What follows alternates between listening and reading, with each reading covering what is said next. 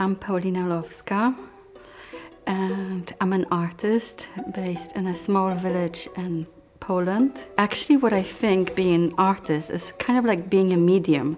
So one has to feel and smell and sense the moment of time and the right kind of energy and the right kind of situation to answer. It was in fashion in 1930s that the Poles, after the Swiss kind of way of thinking, that from the bigger cities such as Łódź, Wrocław or Warsaw, they would come for rejuvenation. And this was a time that this building was built, Kadenufka, which comes from the name of Kaden.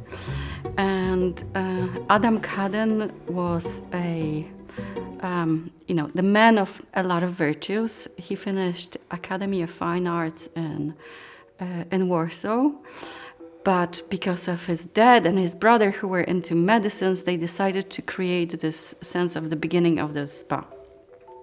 And Adam, as an artist, a writer, he thought in the sense of the mode of time, like Witkacy, that this should sparkle into a creative house. And when I received this house, which was a ruin and a haunted stage, it was divided into 12 apartments. There were nurses, cardiologists living here, and 3 other people. So from this open space setup of a wooden folk house, I can mention that, based on the architectural historians, the house is described as modernistic Hutsulian Zakopane style. Modernism because of the largeness of the space. It's over 500 square meters. By having this as a kind of an artistic experiment, to have artists also coming here, spending time in between, the in-between times also becomes very, very important. And it's also the idea that should we artists make our own, exhibition spaces, our own museums? Does a museum can be a shelter? Because this house is very much based on this way of shelters that you come from the metropolia and you can focus, you can play the piano, you can read. That as an artist how very much I want also my paintings to function, to open it as a way of possibilities and as a shelter of misconceptions.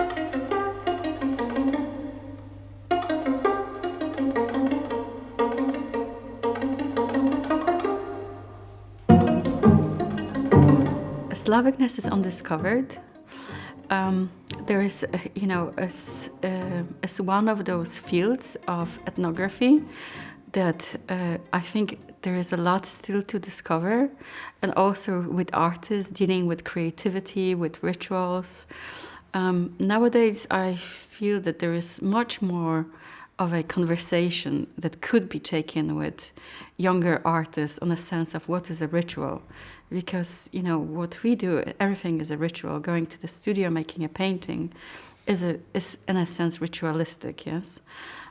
Slavicness came to me also in a way like a river. It just floated because I was seeing literal things happening around the village, from the throwing of Morana and the first day of spring, which is where they light a puppet and they throw her to the cold river.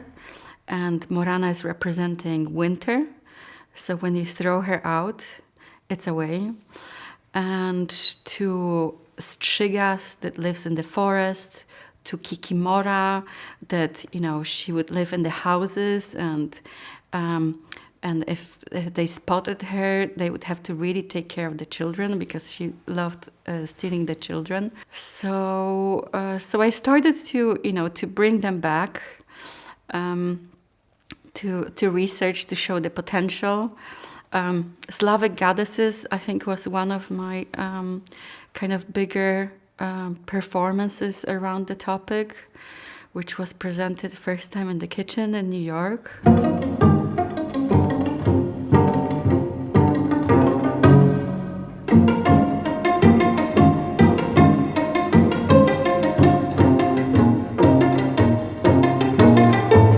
I remember I used to make fun of myself that probably when I moved to, a little town, that I'm going to just, have no topics and I'm just going to paint pine trees.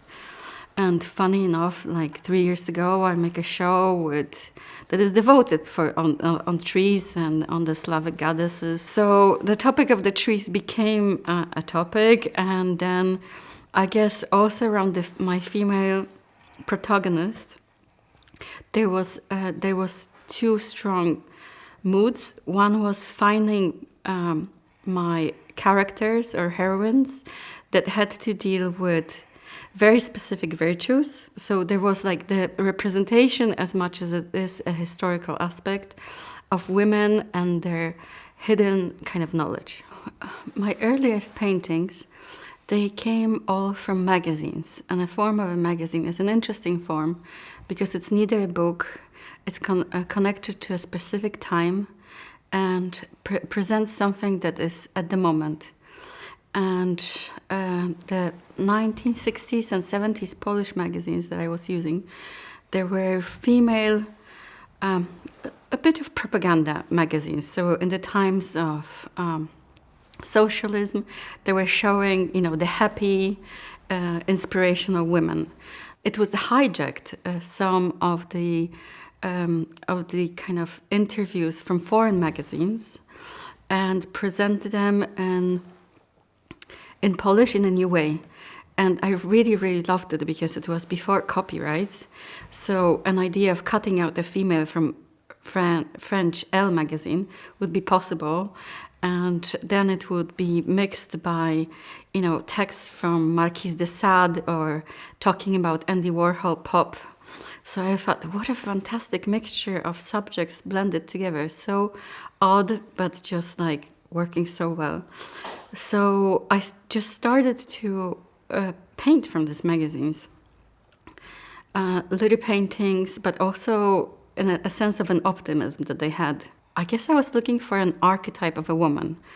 And this was one definite thing that I wanted to, in the times that there was hardly any painting, I wanted to work with painting and I wanted to work with figure. And it was not taken very lightly because, fashion still up to date is taking something as, again, the applied art. But for me, it was really political and it was representing one aspect of socialists that was discarded with the new system coming. So very clearly, this was something that I was picking up on exploring more and more.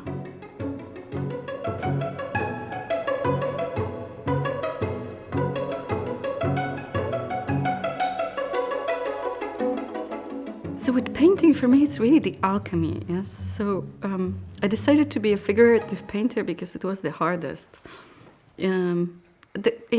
Again, I shouldn't say this with respect to all the, non-figurative painters, because I think in the back I would love to be an abstract artist.